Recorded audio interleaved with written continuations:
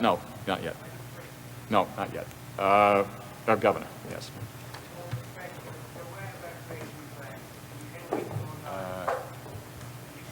It's my pleasure at this point to introduce the governor of the state of New Jersey, who's been not only he's first served as mayor of Woodbridge successfully, then as governor of our state. He's a long and dear and old friend of mine, and Governor, it's a pleasure to have you open up our hearing today. Thank you, Governor. And Governor, if I could, to my right at the table is Mr. Sid Casperson, the Director of the Office of Counterterrorism. To Governor Kane, to Vice Chairman Hamilton, to the Commission members and staff, particularly Governor Kane, again, welcome home, and thank you for your long, dedicated service to this state, and particularly your leadership with Mr. Hamilton as to this commission. The state enjoys the opportunity to share with you our knowledge and our experience. New Jersey was injured deeply on September 11th. We lost nearly 700 of our own citizens. Approximately 1 out of every 4 persons who died at the World Trade Center called the Garden State home. Our lives, our sense of security, our economy were all shaken. But we have worked to take the grief, the pain, and the anger and to channel them into making our state measurably safer. New Jersey, in many respects, has worked to set a national standard for designing and implementing a comprehensive security strategy. In that effort, the private sector has been an indispensable partner. They hold nearly 90% of the critical infrastructure in our state, including the nation's highest concentration of oil refineries, oil storage facilities, and pharmaceutical and chemical manufacturing facilities. No domestic security plan would work without their cooperation and dedicated involvement. And so today, I thank you for the opportunity to share with you some of the ways we're working with the private sector to make our state measurably more secure. Any discussion of the domestic security in our state begins with the New Jersey Domestic Security Preparedness Task Force, which was created in the weeks after September 11th attack. This body, unique to New Jersey, represents intergovernmental collaboration at its highest level.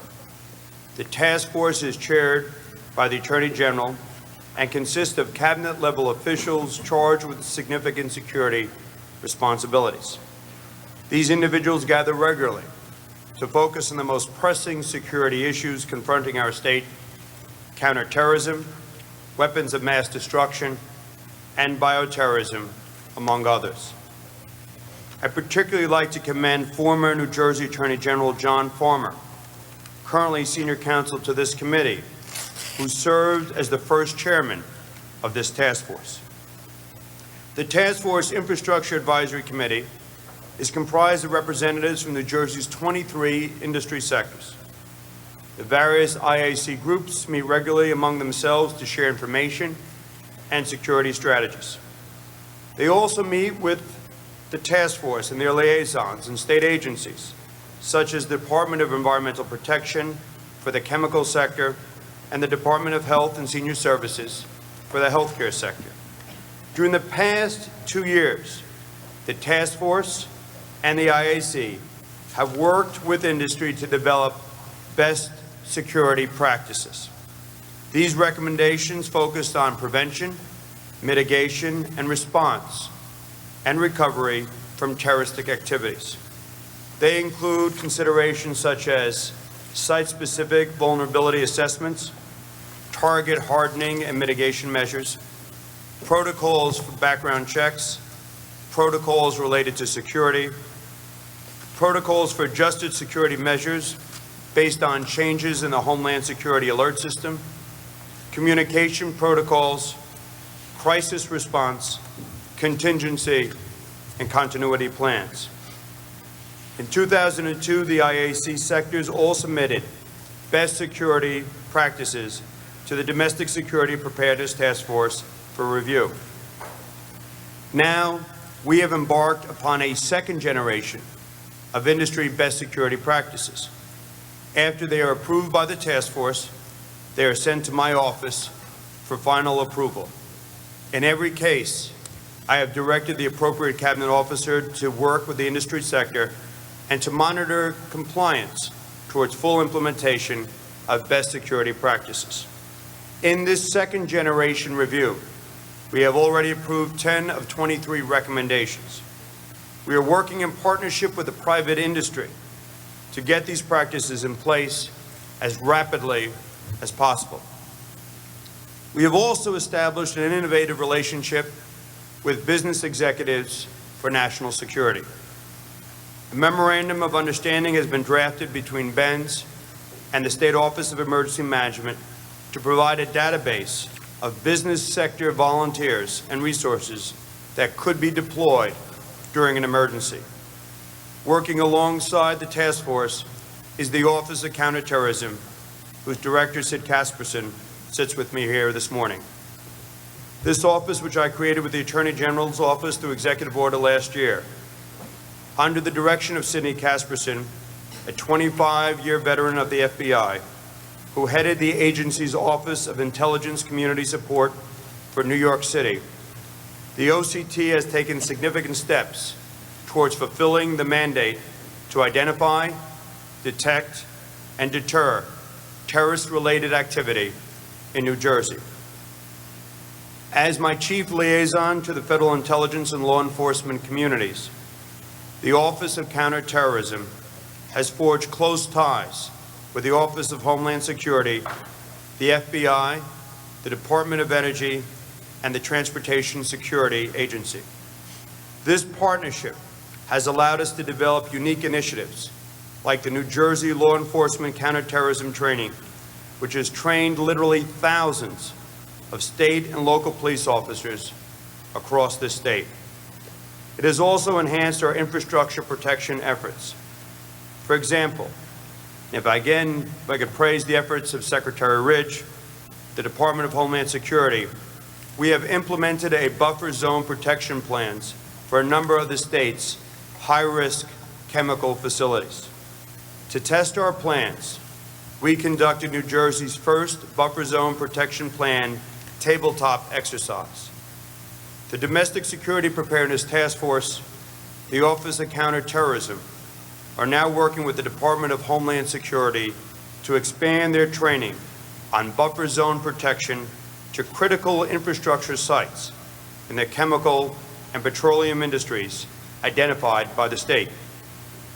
This sort of cooperation is critically important because the private sector has every right to expect the government, state and federal, to approach them in a cogent, unified manner. We need to continue improving the coordination so that we are complementing one another's efforts to strengthen security.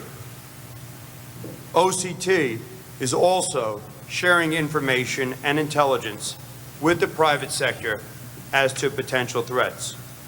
In the past year, they have sent out more than 80 bulletins and alerts to various industry sectors. They have developed a secure website for infrastructure protection that serves as a statewide clearinghouse for information. And they have deployed a high-speed notification system called the Communicator that automatically sends alerts to an unlimited number of individuals, groups, or teams by phone, pager, fax, and email. Another way we are working with the private sector is through the Medical Emergency and Disaster Prevention Response Expert Panel, MedPrep, under the leadership of Dr. Clifton Lacey. It is a collection of the state's top health experts drawn from a wide range of backgrounds, such as emergency medicine, infectious diseases, as well as hospital care. Through MedPrep, we've become the first state to have a 24/7 bioterrorism rapid response team to provide medical expertise for suspected bioterrorism events. We are the first state to install an 800 megahertz non-interruptible radios in all of our acute care hospital facilities. and the New Jersey Hospital Communications Network interconnects 85 such hospitals with state government and one another, allowing for reliable, interoperable communication in the case of a large-scale terroristic event or natural disaster. We are also including the private industry sectors in our training exercise. The Infrastructure Advisory Committee and the task force created the Domestic Security Exercise Support Team, which has begun exercises and training simulations that incorporate both public and private sector players. The State Board of Public Utilities, for example, has already run a tabletop exercise with water and energy sectors to determine how to best maintain continuity of operations in the face of a terroristic attack. Early next month, the Department of Environmental Protection will be participating in a similar tabletop exercise with our petroleum industry. The Board of Public Utilities is also working with the IAC to review the results of the August 14th blackouts. This incident provided an excellent test case for the new spirit of cooperation between the public and private sectors. Through close communication with the utility, in that case PSE&G, we were immediately able to get the state police resources to support local police services based on information we received from the utility, literally on a minute-to-minute basis. Just this past Saturday, New Jersey and the Port Authority, along with the Federal Office of Domestic Preparedness and 600 local, county, and state first responders from 70 agencies, staged one of the largest full-scale emergency exercises in New Jersey history. The exercise simulated the release of biological and radiological agents at Port Newark. Although we await formal after-action reports, from all accounts, the exercise went extremely well. I mention this exercise because it is a good example of the cooperation needed at all levels to prepare for future acts of terrorism. In closing, I want to emphasize again how critical it is that the private sector, which controls 90% of our state's infrastructure, be involved in all security planning. They hold much of the critical infrastructure in our state and throughout our nation, and we must consult with them early and often. In New Jersey, we have done that, and as a result, we are measurably more secure than we were 2 years ago, and we're working to become safer every day. Thank you, Mr. Chairman. Governor, thank you very, very much.